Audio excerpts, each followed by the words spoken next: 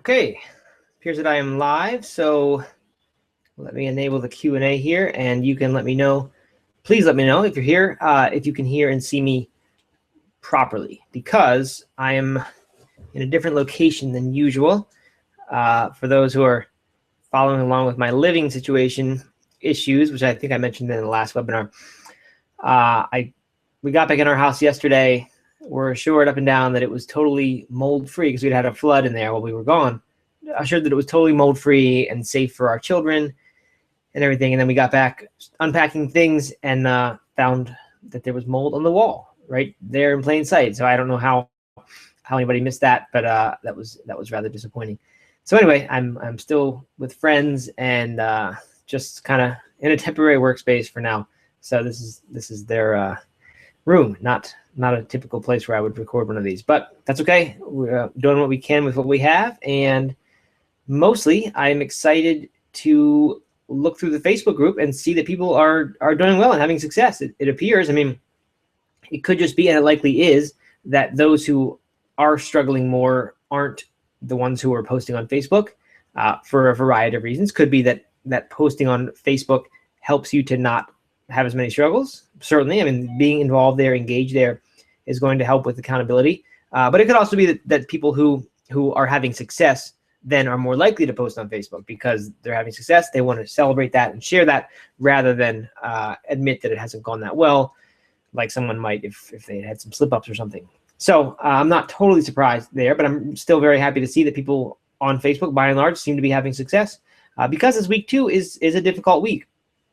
The first week giving up beef and pork wasn't all that far out there or far-fetched. You could still rely on chicken and turkey in your diet and eat what most Americans would consider a pretty standard diet. And not that's what we're aiming for, and that's probably not what you ate anyway. But my point is that you can get rid of that stuff without having a big disruption to your diet.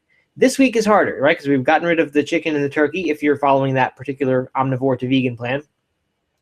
So when that leaves you with just fish as far as meat goes, and that's much different from it's not easy just to replace the meat in a certain dish with fish and kind of think that's basically the same meal, like it would be if you replaced ground beef with ground turkey. That's very, very simple substitution, easy substitution there.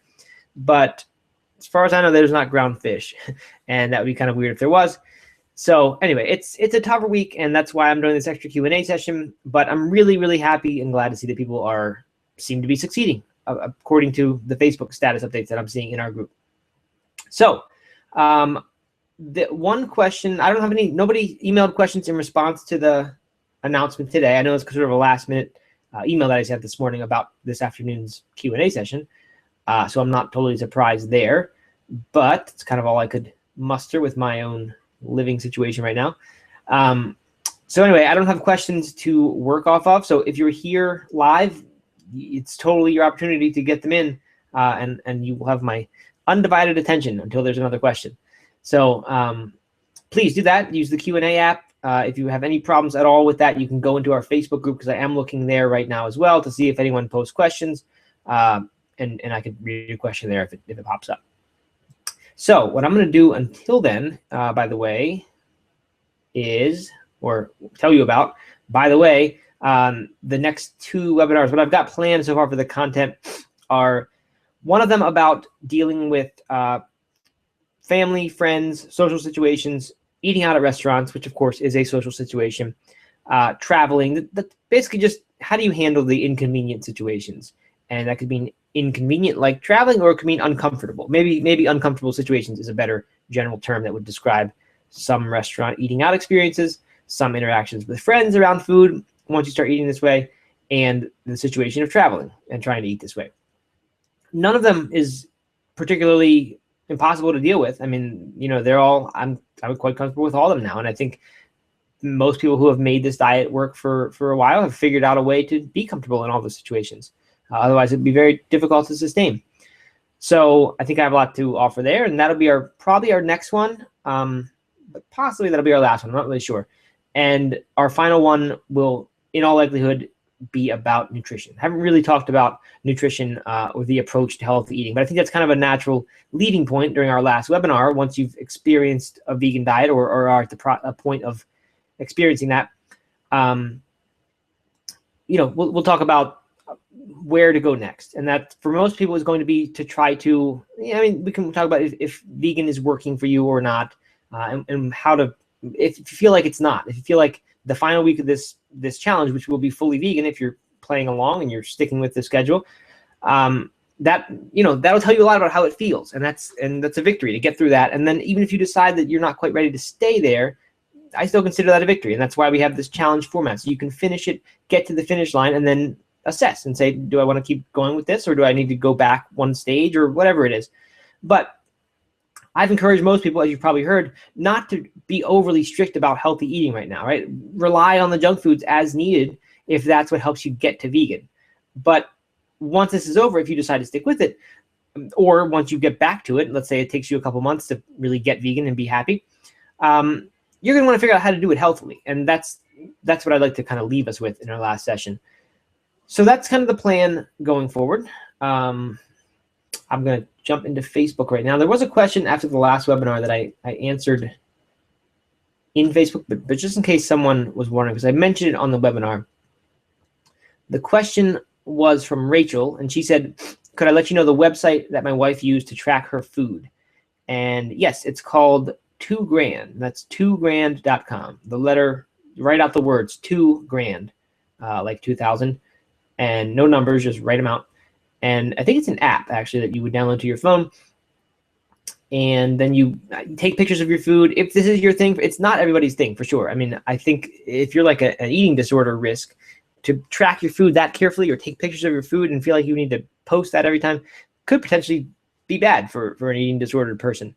But it was a really great thing for my wife, and for a lot of good reasons. It's kind of the habit change reasons.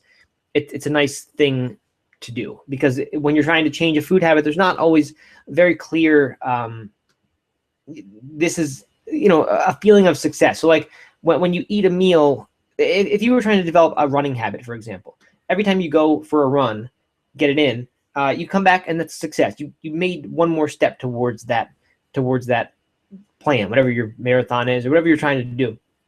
But when you're trying to change an eating habit, it's not totally clear, because there are times, like, yes, after every meal you could say victory. I did what I'm supposed to do because I stayed vegan during that meal, or stayed wherever you are in the plan during that meal.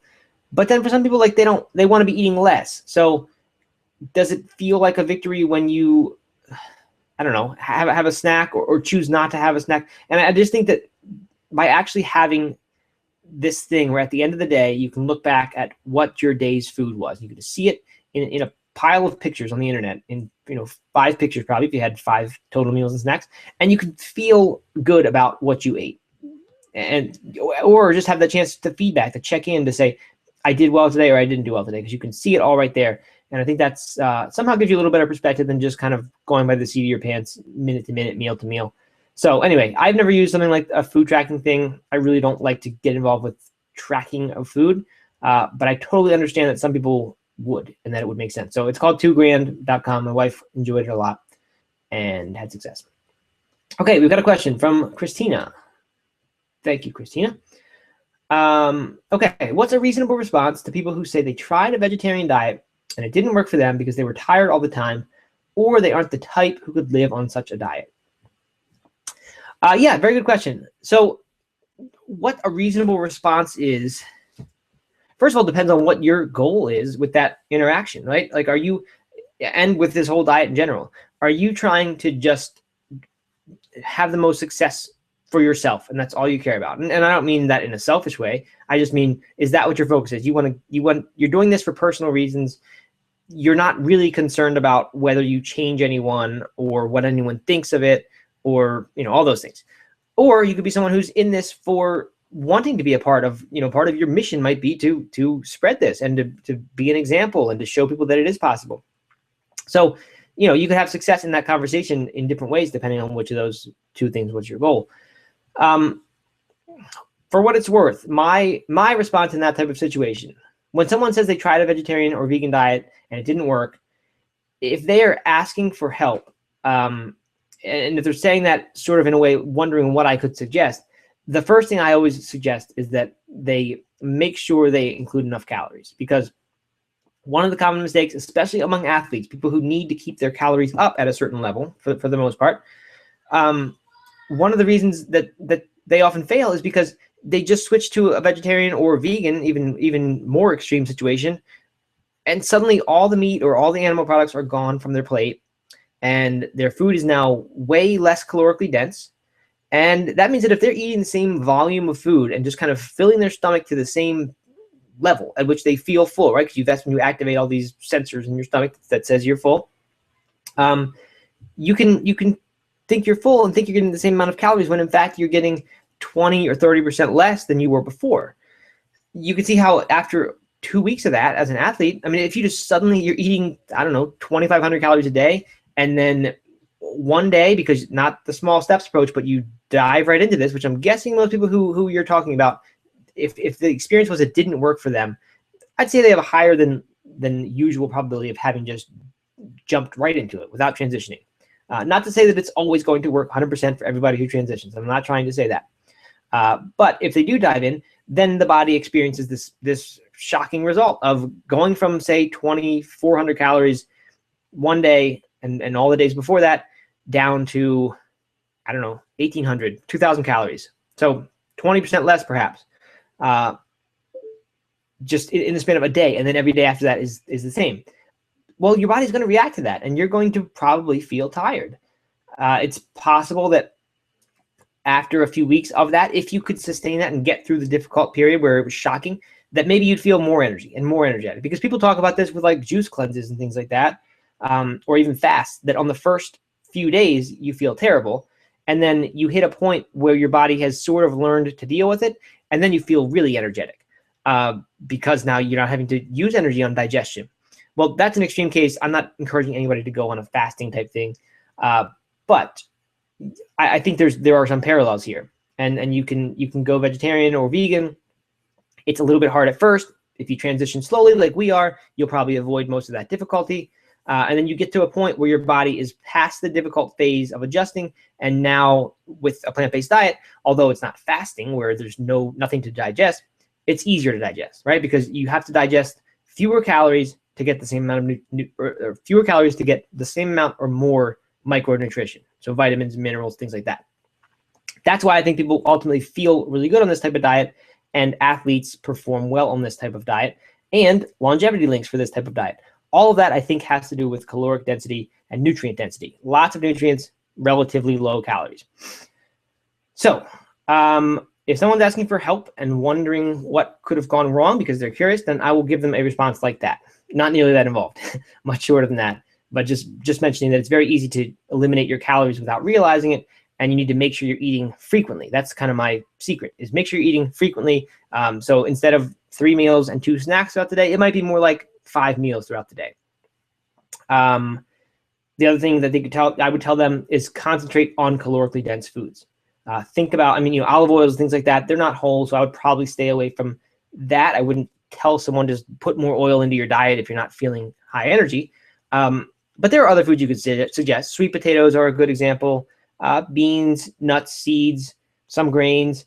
These are relatively calorically dense compared to, say, salad.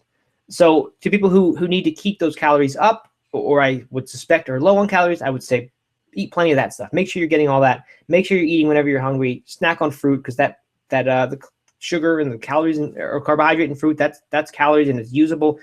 Also helps you feel energetic. So when you're just feeling tired all the time, start eating more fruit. Start eating more immediately usable carbohydrate, and see what happens. Because someone might think carbohydrate is bad, and then because the world has taught them that, and then they go vegetarian or vegan. Now if you're not eating carbohydrates, then you don't have a whole lot of energy in your diet. So I think that could potentially trip somebody up as well. So that's the first thing. If they were just sort of complaining and not trying to ask for advice, but just defending why it wouldn't work, I just let that go. I don't know. I don't go out into the world seeking to change everyone who I can. I would just kind of rather write about the stuff that I like, or if you don't have a blog, just talk about this. And the people who are attracted to it and interested in it, and they see your example and they want to know how they can do this, that's the people that I like to reach. I think many of them need help and wouldn't have found it otherwise if not for somebody to come along and be an example. So I'm fine with leaving behind the ones who are resistant. And I think there are other ways to reach them too over time, especially if they just keep seeing you all the time and keep seeing how you're thriving on this diet. I think it's quite likely that they would change their opinion about that, or just be more open-minded that maybe it wasn't the diet, but that it was the way they did it, or that they didn't give it enough time. The other side, though, if they aren't the type who could live on such a diet, generally that to me isn't asking for help, and that's not saying how can I change my lifestyle to make a diet work, or adapt the diet to my lifestyle. Usually that's an excuse. I mean, not judging them for their decision. I don't mean that when I say excuse, but that's an explanation, or one that they believe about why it didn't work. That's something it's a story they can tell themselves and they can tell others, and they feel okay about it. They feel consistent with that story.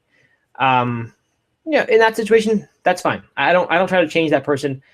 I guess with that type of person, I would try to demonstrate to them, either just by behavior and example over time, or if it's a conversation, I would try to relate. I would say, yeah, I understand that. I was in that situation that kept me from doing it for a long time because I just thought it was going to be really, really hard.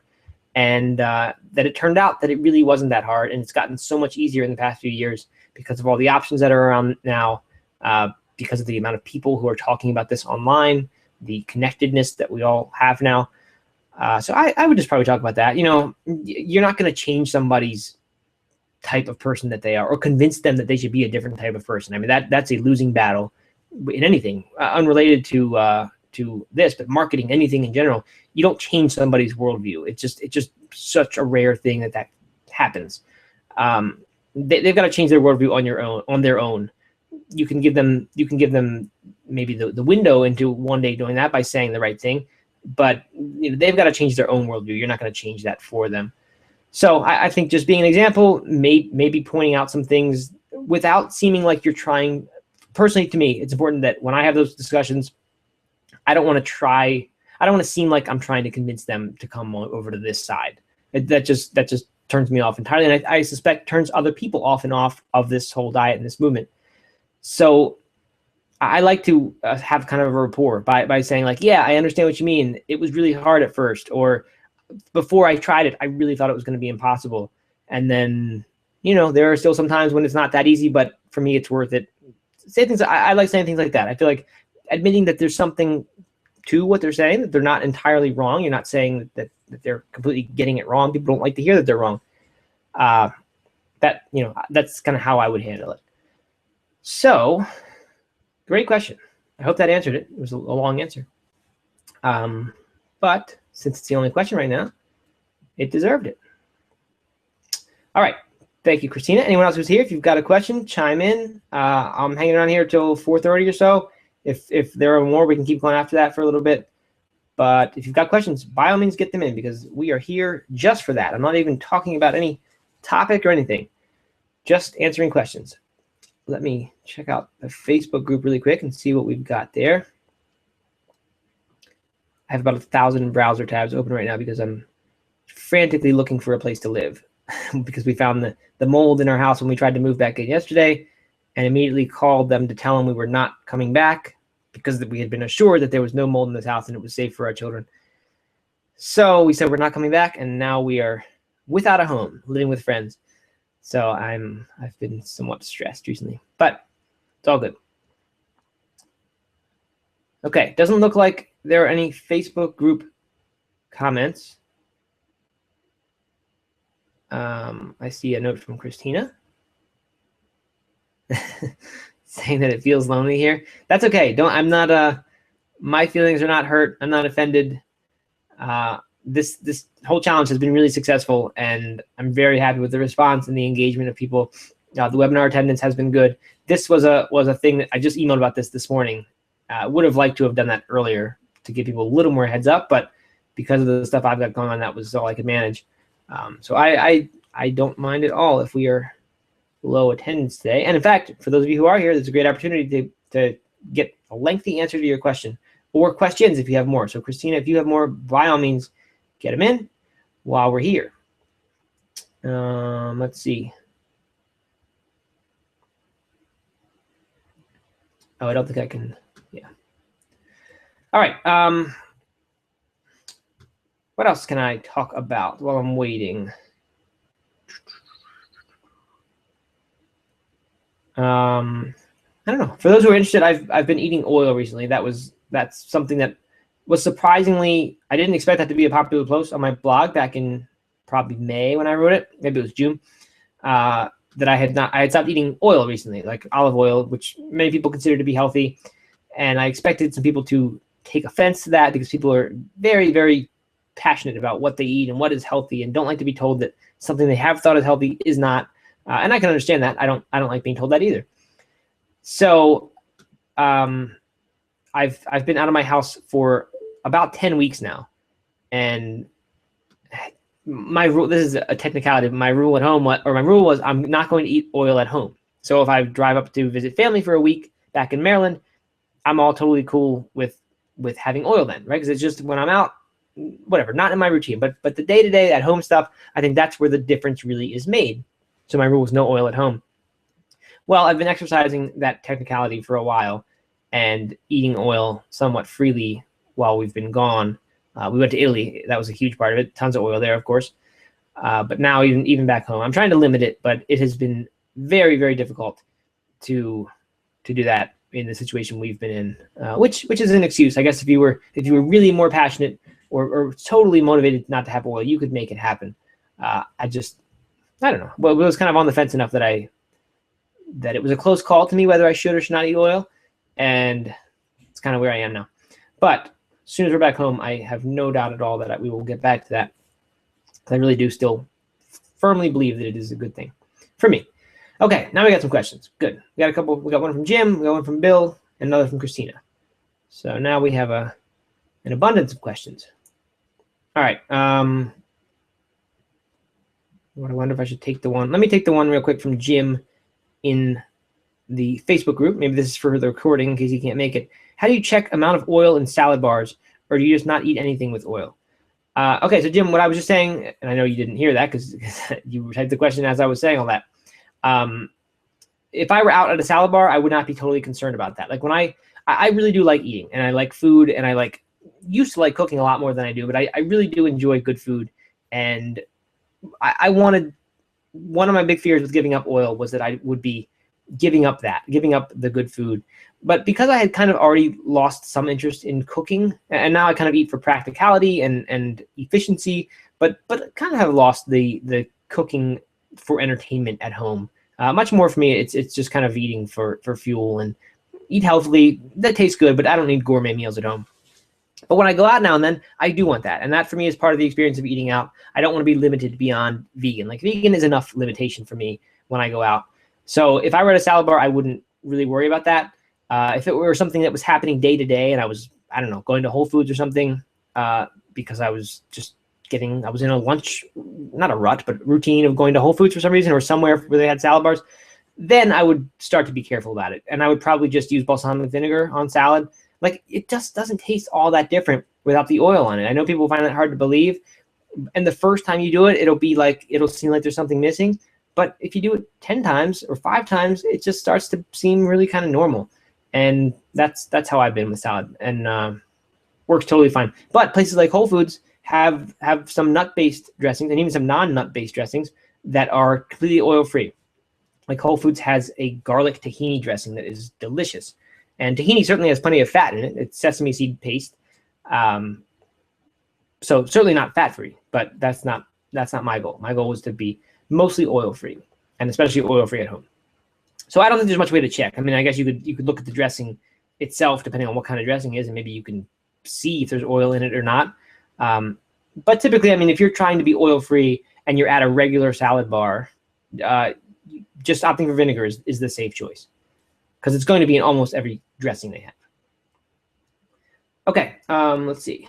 Let me take these in order here. We've got one from Bill. How much fruit do you include in your diet? Do you give any validity to those that say too much fruit is bad for you due to fructose, etc.? I eat a lot of fruit. I tried last year doing the fruitarian thing, which was where you eat almost all raw fruits and vegetables, no nothing. I mean, nothing else. No nuts and seeds, even when they're raw, because they're too high in fat apparently for this diet.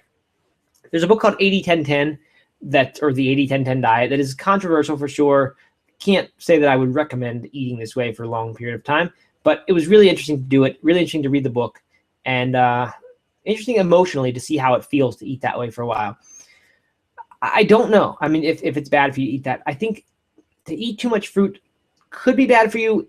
I think if it limits the amount of fat you get, like if you're eating all fruit and you're not getting between 15 to 20% of your calories from fat, I think you could be healthier by getting that amount of calories from fat. And if you eat just fruit, you're going to get around 5% of your calories from fat. So you add in a few little other things like avocados and things like that, which technically is fruit. You can get up to 10% pretty easily. I think you need to be around 15 to 20 for long term. The fructose thing, I don't know. I've heard some, especially from that 80-10-10 crowd, that some compelling arguments that really fruit is probably mostly what we ate. That's where most of our calories probably came from while we were gatherer hunters. And meat was a very, very rare thing. One of the examples of that was like before cooking, what type of food would be attractive to you, would be stimulating to you in the wild if you were just out there doing stuff, aside from how much work it took to run down an animal or whatever else. But by and large, the fruits seem good if you see them. To just see a wild animal and smell a wild animal living, nothing about that says eat this, says I'm hungry for that right now. When you associate it, sure, with the cooked flavor of it and the seasonings and oil and whatever else we cook it, or butter, who knows, that the people cook it in. Yeah, I can see that's a different story. But I don't know if it doesn't. I like that argument. Not a scientific argument, but an interesting one. As for the specific question, though, fructose in general, is fructose bad? I don't know. I've read some books that seem very balanced, and they kind of come to the conclusion that we don't really know if fruit is bad for us or not, if it's that much, and if fructose is really a problem or not. One of them is called The Story of the Human Body by Dan Lieberman. He was the scientist in Born to Run. That's a good one. So it's a place to start. But I don't know. I don't have an answer to whether that's bad to you. It's one of those things, again, where I'm kind of like, when there's a controversial thing, soy is a good example, and I tend to think it's fine, like soy, like lots of fruit. I think they're probably fine.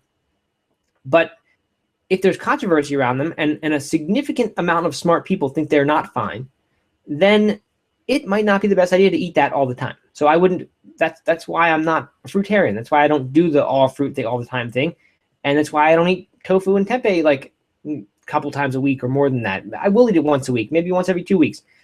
Not purposely avoiding it, but just making sure I don't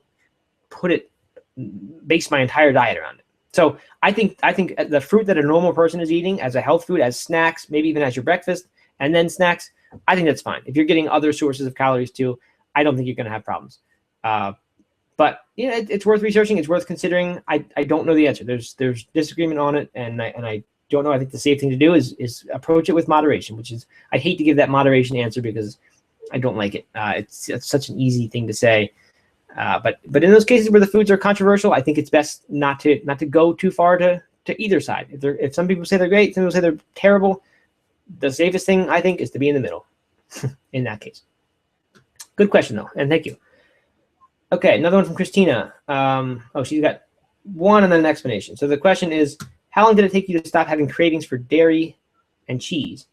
And then the explanation to that is, I asked because I feel like I'm addicted to pizza, and I make my own homemade sauce and crust. So this is exactly what my situation was. What I did, and when the pizza was my thing. That's what I hung on to, and I needed to have that pizza. I said that had the cheese on it, and couldn't do the cheese replacement, the Daiya cheese. I just didn't want to do that. Didn't like it, and that's what I hung on to for a long time. I'd probably have a pizza maybe every Friday or every other Friday. I don't know. And it was just kind of a routine and almost a tradition my wife and I would do on Fridays, and we liked it and didn't want to give that up. So when I went vegetarian, I stopped drinking milk, mainly. Not because I intended to become vegan then. I just started to think that milk wasn't that healthy.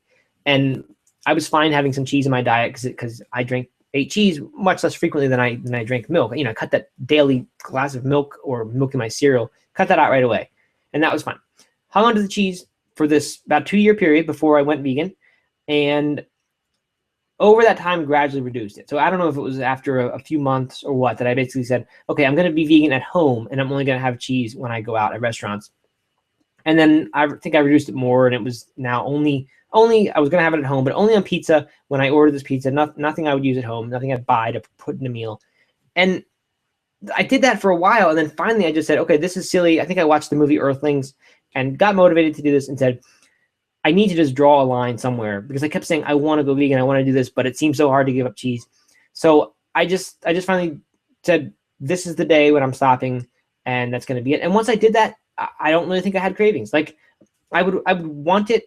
I could see how it would be attractive, and like if I would have pizza after that or smell real pizza with real cheese on it, then it would seem good. But because of the ethical motivation, I guess, and because I really was very clear about my reasons and felt strongly about them after watching that movie, especially, it's called Earthlings, if you haven't seen it. I just didn't feel a huge, like, I don't know, need to have that cheese anymore. It just wasn't something that I missed that much. So I guess I would say it probably took 2 months after I made the decision before I really just stopped thinking about it entirely and just wasn't really interested in cheese anymore. The idea of getting a block of cheese and having it like at home with wine or like before dinner, that has lost all appeal to me. I don't think it seems disgusting. It just doesn't. It just seems neutral. It doesn't seem that interesting.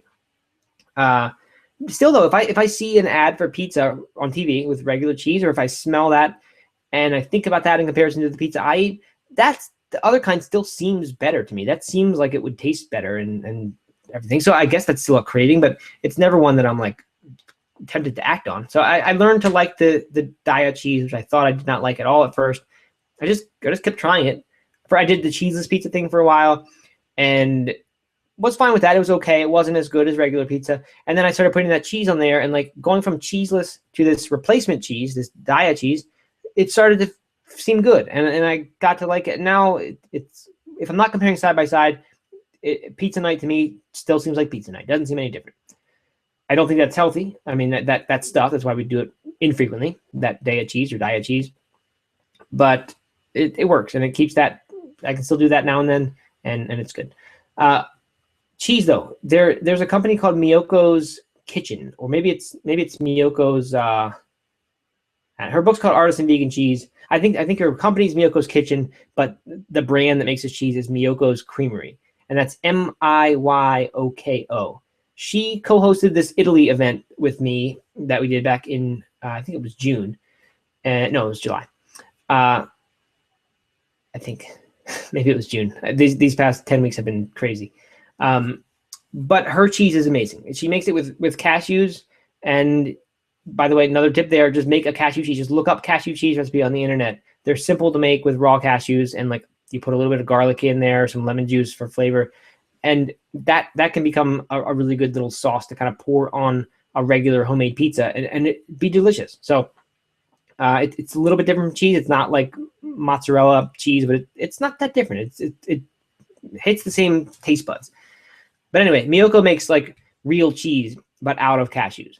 And instead of just bringing together oils and starches and all these things that these fake supermarket cheeses are that you see, she is actually starting with real stuff that has protein, fat, just like milk would, and some sugars as well, and doing the cheese making process to it. So making actual real cheese, but starting with different ingredients than dairy, but ingredients that might have a similar nutritional profile to dairy. So, and I mean nutritional profile as in macronutrients, the amount of carbohydrate, fat, protein. I don't mean micronutrients, right? Because we're talking dairy. People know casein is one of the big amino acids in there that is kind of blamed for the links to cancers and things like that.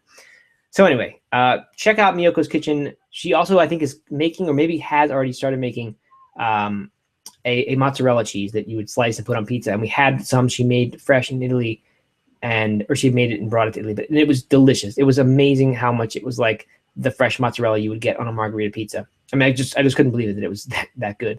And then the blocks of cheese she has are really good too. So anyway, you can order that, and I have no no financial stake in seeing people buy her cheese, but it was just so good. I want to share it. Okay, questions are coming in now. Let's see. So I got Kristen's other one. Oh, okay, and then here's one more from Chris. Oh no, sorry, this is Kristen, not Christina. I wonder if those other ones were Christina or Kristen. I don't know. Anyway, sorry. Anyway, she says, sorry if you answered this, turned in late, but on pizza question, which cheese alternative do you use? We do not like Daiya and are going to try Follow Your Heart next. I just like to use a cashew nutritional yeast Parmesan.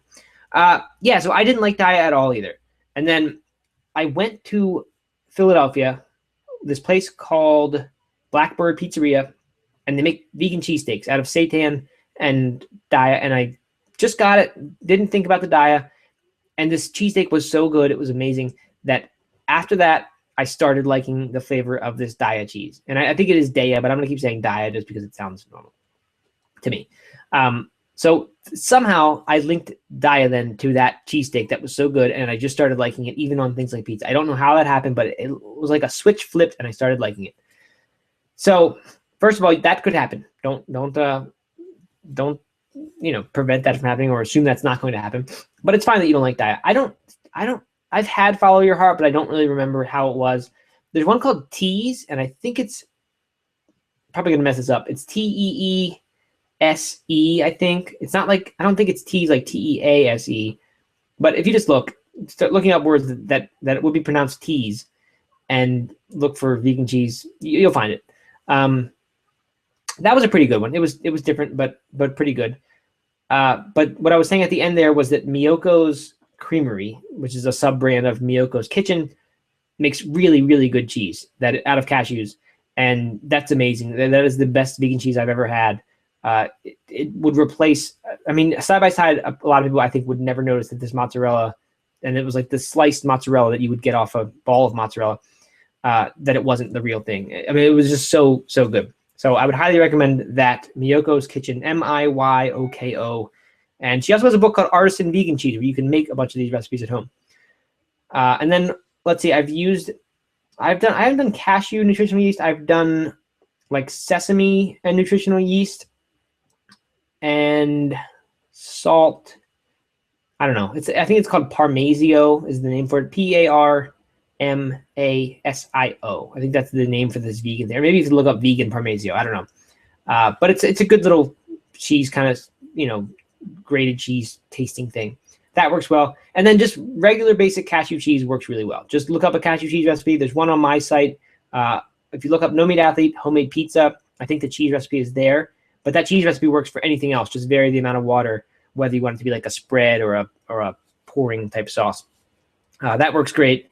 And it's simple to make that. You've got to soak the cashews. If you use hot water, they won't technically be raw anymore, but you can soak them for just a few hours, not very long at all. So a little tiny bit of advanced planning is needed, but not much. And it turns out to make something that is not cheese and wouldn't pass for cheese, I don't think, for most people, but does the same job as cheese for me. It still, there's nothing that tastes bad about it because it's not fake. So it still tastes good. It still tastes fatty and salty and a little bit sour the way cheese does. Not sour, but acidic. Or tangy. I don't know what the word is. You can tell it's not cheese, but it seems to satisfy all the cheese taste buds. So I think that's about all the cheeses that I ever eat. Okay, a couple more. Let's see. We got from Jay. Says, if you ever go to Orlando, check out Ethos Vegan Kitchen. They have What's the Dilly Philly that is awesome.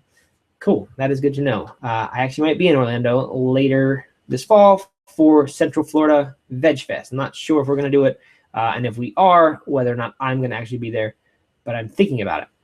I was thinking about a Disney trip with my family as well, but we'll see about that. I hope Disney isn't like super anti-vegan that I don't know about, and that vegans hate Disney or something, but I've never heard that. Disney still seems good to me. Okay. So another one from Christina. Actually, let me do Jay Hearts because he looks like because I already took Christina's. So I will get yours, Christina's, and then we'll wrap it up. What do you think of the Starch Solution by Dr. McDougall? I haven't actually read the Starch Solution. But I have heard lots of good things about Dr. McDougall. He's probably of the vegan doctors who are well known, he's probably the one who I know least about. I do know that he's really big on starches. What I have heard is that if you look at a lot of these different vegan doctors, they all kind of have something that they include for compliance, right? Like many of them are in agreement that starchy foods, wheat products, rice products, that they're not the best things for us. They're okay. They're not bad for us. Most would agree about that. But they're not high in nutrients per calorie. They don't pack a ton of nutrients.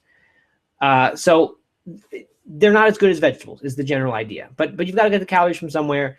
And more importantly, you've got to get the satisfaction, the satiation, or satiety, I guess is the word for it. You've got to get that from somewhere.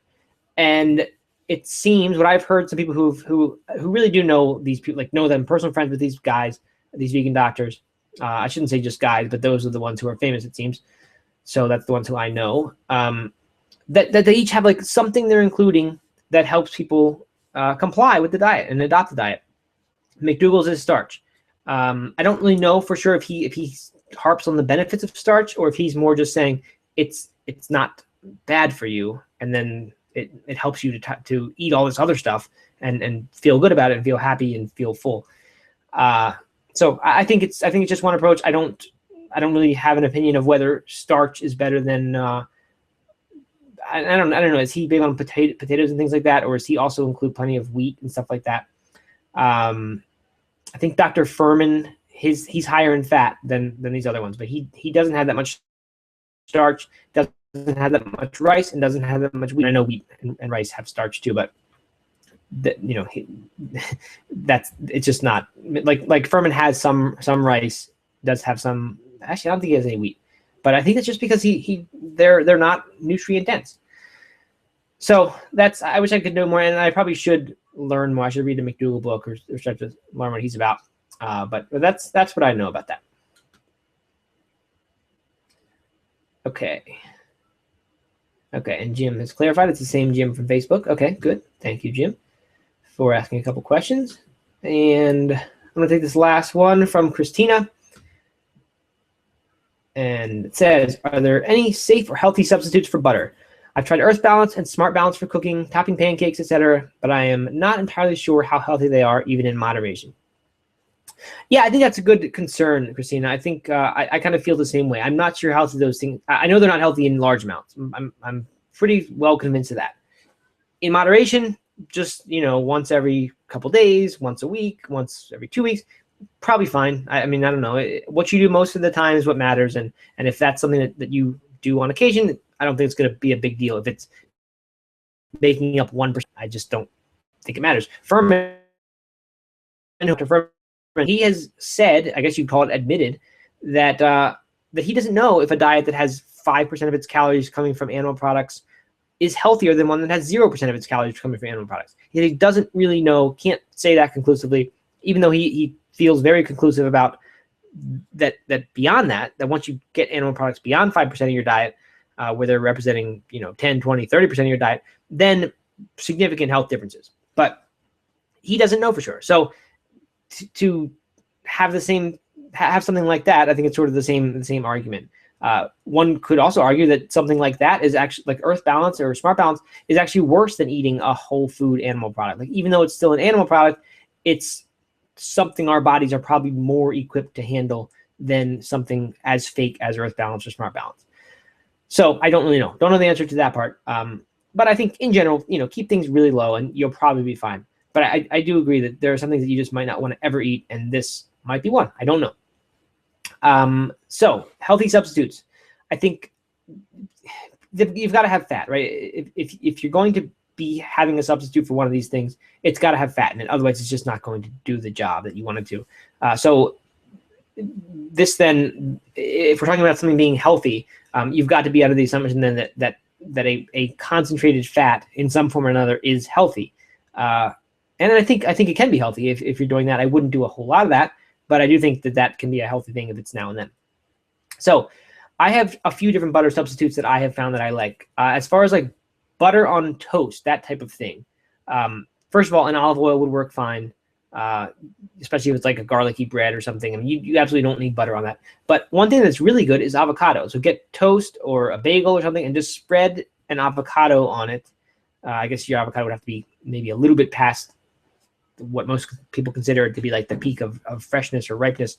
So it'd be a little bit buttery, but you can even do that with a fairly, not totally ripe avocado. But anyway, spread that on bread, put a little like a pinch of salt or some black pepper on there, and it's really, really good. It's like a butter. It's delicious. It tastes different, has some avocado flavor to it, but gives you that creamy, fatty texture that butter does on toast. And so that's one thing I use. Coconut oil is a favorite of mine, or used to be a favorite of mine before I stopped eating it at home. On something like popcorn, if you get so there's two kinds of coconut oil. There's unrefined and there's refined. The unrefined is I've read different things about which is best for which type of cooking, but the unrefined is closer to natural, still tastes like coconut. So that's actually not my favorite for popcorn, because then your popcorn's going to taste coconutty. If you just want to get that fattiness and that richness, then the unrefined coconut oil does a really nice job of that, because it doesn't taste like that much, but it does have some saturated fat in it like butter. So it does simulate butter pretty well, especially if you put some salt with it on popcorn.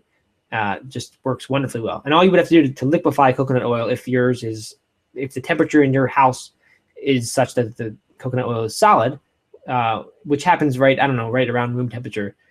So depending on where your temperature is, yours might be liquid all the time or solid. You could just stick it in the microwave for 10 seconds or put it in a pan for a few seconds or whatever, and it will turn liquidy. So that is a really good one for popcorn. Not something that I think is a healthy thing. I just don't think oil's that good, but if it's rare, I don't think it's that bad either. So I don't know. And other ones, yeah, I don't know. That's kind of all that I really have used as butter substitutes. Now and then I will use Earth Balance or Smart Balance, or not really that I will often use it, but if my wife is baking something and it just absolutely needs that, then she'll make that and I'll eat it. I don't like skip it, but that's probably once a year that we have that sort of thing. We don't even like keep it around. So, for pancakes, you mentioned that. I mean, perfectly good would be coconut oil, like either one, refined or unrefined, because the coconutty flavor can even be good in some contexts. I don't think it's as good on popcorn, but on pancakes works great. Okay, good. Hopefully that helps, and I appreciate the questions. I'm glad we got a bunch of them coming in once we hit the second half of the hour here. So I'm going to wrap it up. Appreciate you guys showing up. I hope this has helped, and I am really glad that, I'm assuming if you're showing up, you're on track in some way or another, right? Either you're fully 100% perfect, or you've made some little slip-ups and you're sticking with it, and that's really, really good. Because what's not good is making a slip up and then saying, "Oh, that didn't work. I'm done. I quit. This 30-day challenge was no good, and I'm no good, and I can't follow a diet." Right? I mean, you don't want any of that happening. So whether or not you've slipped up yet, the fact that you are still engaged and trying to do better, that's what it takes to ultimately do it. Right? The willingness to, when the mistakes happen, not just quit, but figure out what happened and then do a little bit better next time. And you just keep in that way, kind of zigzagging, and you eventually zero in on the path and you stay on it. So congratulations to all of you who showed up, and everyone else who's maybe watching this on a recording. If you're watching this on a recording, same goes for you. So thank you all. Good luck, and I will talk to you all on Sunday. All right, bye.